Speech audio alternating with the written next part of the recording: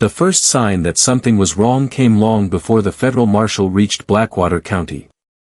For nearly 2 months, tax payments, census updates, and supply requests from the isolated farming settlement had stopped arriving at the district office. At first, no one thought much of it. The Civil War had disrupted communication across countless rural communities, and delays were expected.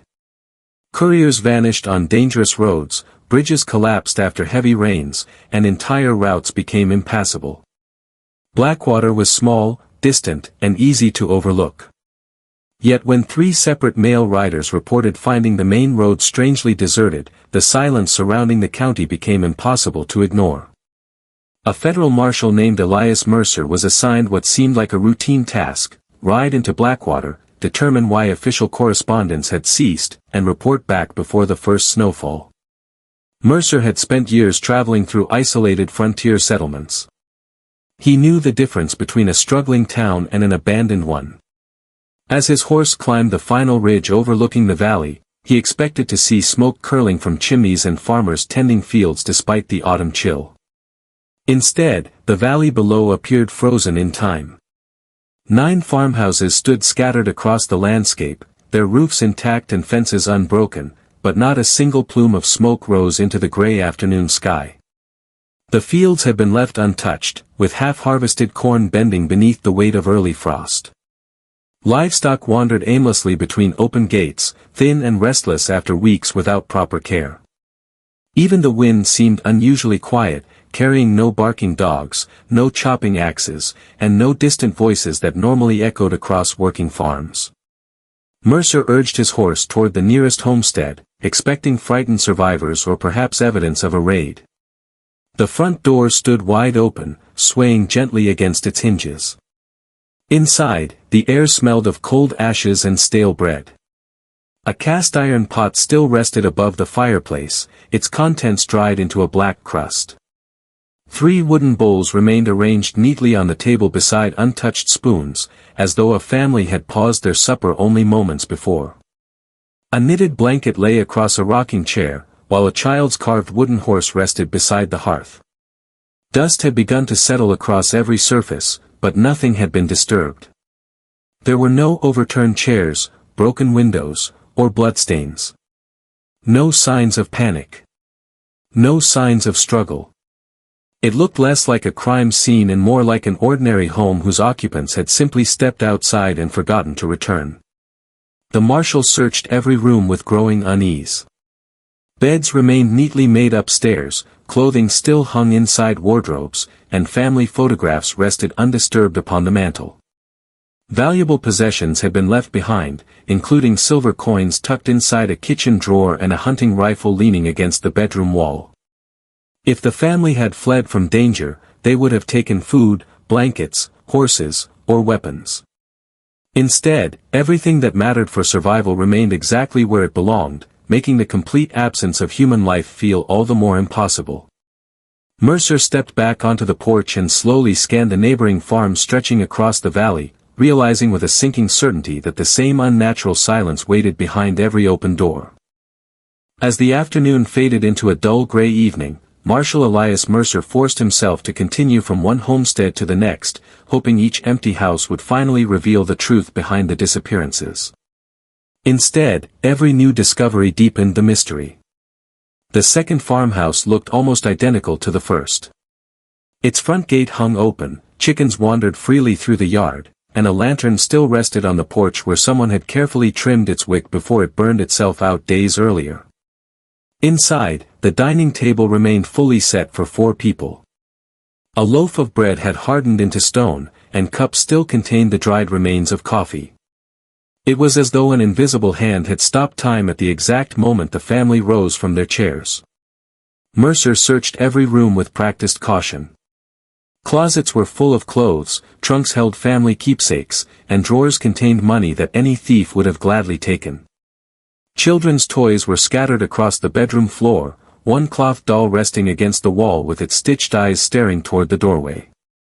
Upstairs, a window had been left open, allowing cold autumn air to drift through the house, yet there were no footprints beneath it and no sign that anyone had climbed in or out.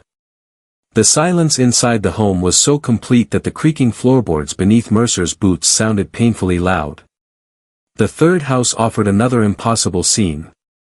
A kettle still sat over a fireplace where only gray ashes remained, suggesting the fire had died naturally without anyone tending it. Freshly washed clothes hung on a line behind the barn, stiff from weeks of wind and rain. A family Bible rested open on the kitchen table, its pages fluttering whenever a draft slipped through the cracks in the walls. Mercer examined every corner, expecting at least one clue that pointed toward violence or escape, but nothing appeared disturbed. Every object remained exactly where its owner had left it, as though every person in the county had calmly stepped outside at the same moment. By the time he reached the remaining 6 homes, a disturbing pattern had become impossible to ignore. Every family had vanished in precisely the same way. Meals had been interrupted but never finished. Lamps had burned until they exhausted their oil. Livestock had been abandoned without being released. Doors stood open, yet windows remained unbroken. There were no signs of gunfire, no blood, no damaged furniture, and no evidence of looting. More unsettling still, Mercer found no human footprints around any of the houses. Days of soft autumn rain should have preserved tracks in the mud, but the ground surrounding every homestead lay strangely smooth, untouched except for the wandering prints of hungry animals. Even the roads connecting the farms carried no wagon ruts leading away from the valley. It was as though the families had simply ceased to exist without taking a single step beyond their own front doors, leaving Mercer to confront the terrifying possibility that whatever had emptied Blackwater County had done so without leaving behind the slightest trace of its presence. Darkness settled over Blackwater County before Marshal Elias Mercer reached the 9th and final farmhouse, the largest of the abandoned homes. Unlike the others, this one stood alone on a gentle rise overlooking the valley, surrounded by towering oak trees whose bare branches scraped softly against the roof whenever the wind shifted. A weathered barn leaned to one side, its doors hanging open as though someone had rushed away without bothering to close them. Mercer's lantern cast long, wavering shadows across the porch as he climbed the wooden steps. The front door was shut, the first he had encountered all day, but it swung inward with little more than a gentle push. The silence waiting inside felt heavier than anywhere else he had searched, as though the house itself had been holding its breath for weeks. The rooms appeared untouched by violence, yet they carried a strange feeling that Mercer could not explain. Family portraits still decorated the walls, quilts remained neatly folded across the beds, and shelves were lined with preserved food that no hungry traveler had disturbed. In the upstairs bedroom he discovered a writing desk positioned beside a window overlooking the forest. One drawer refused to open until he pulled harder, revealing a leather-bound journal wrapped carefully inside a faded cloth. Dust covered the cover, but the pages inside remained dry and surprisingly well preserved. The first entries described ordinary frontier life, repairing fences, gathering firewood, preparing for winter, and sharing meals with neighboring families. Nothing suggested fear or hardship beyond the daily struggles of surviving on the frontier. As Mercer continued reading, the tone slowly changed. The writer described seeing unusual lights drifting silently through the woods after sunset. They were not lanterns or campfires, but pale glows moving between the trees with no visible source. Several neighbors claimed they had seen them too, though no one could agree on what they were. The journal mentioned strange sounds that echoed through the valley late at night, distant voices calling people's names from the darkness. At first, everyone assumed it was travelers or hunters, but the voices always seemed to come from deep within the forest, far beyond where anyone should have been. Those who followed the sounds never found another person waiting for them. The entries grew shorter and more frantic with each passing day. The writer spoke of neighbors behaving differently after wandering near the woods at dusk. Familiar faces returned home with blank expressions, speaking less than before and staring for long periods toward the tree line. Some claimed they had heard conversations outside their windows after midnight, though no footprints appeared beneath them the following morning. Others insisted they occasionally glimpsed figures standing among the trees, watching the farms without moving until sunrise erased them from sight. The final pages were filled with hurried handwriting that slanted across the paper, as though the author had been struggling to keep pace with mounting fear. One sentence had been written again and again until the ink nearly tore through the page. They look like us until the light begins to fade. The final entry contained only a single warning, written with shaking hands and ending so abruptly that Mercer instinctively looked over his shoulder toward the dark window, where the forest seemed to be waiting just beyond the glass with countless unseen eyes fixed upon the house and every living soul still inside it. Despite every instinct urging him to leave Blackwater County before nightfall, Marshal Elias Mercer could not ignore what he had read. The journal's final entries echoed in his mind as he prepared to spend the night inside the farmhouse. If someone, or something, had been responsible for the disappearance of 9 families, abandoning the investigation now would mean leaving the mystery unsolved forever. He secured the front door, checked every window, and built a small fire in the stone fireplace using dry wood stacked beside the hearth. His horse had become unusually restless outside, snorting nervously and pulling against its reins whenever it faced the surrounding forest. Mercer had seen animals react to wolves, mountain lions, and approaching storms, but this felt different. The horse refused to look anywhere except toward the trees beyond the fields. Hours passed with nothing but the steady crackle of the fire and the distant whisper of wind moving through bare branches. Mercer sat at the kitchen table with the journal beside him, reviewing each page by lantern light. Near midnight, a faint sound drifted through the silence.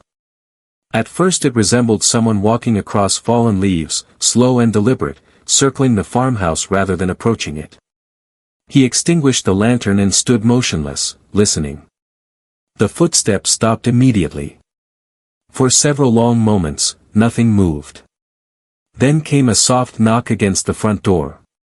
3 slow taps. Not loud. Not urgent. Almost patient. Mercer reached for his revolver but remained where he was. Another 3 knocks followed, identical to the first. He called out, identifying himself as a federal marshal, yet no voice answered. Gathering his courage, he pulled the door open in one swift motion. The porch stood empty beneath the pale moonlight. The field stretched quietly into the distance, untouched except for thin mist gathering close to the ground. No footprints marked the damp earth, though the soil should have recorded anyone who had approached the house. He stepped onto the porch and scanned the valley before noticing movement at the edge of the forest. A single figure stood between the trees. Too far away for details. Perfectly still. Mercer raised his lantern, but the figure slipped behind a trunk without making a sound. He hurried several yards toward the tree line, expecting to catch whoever had been watching him. Instead, he found only undisturbed leaves and cold night air.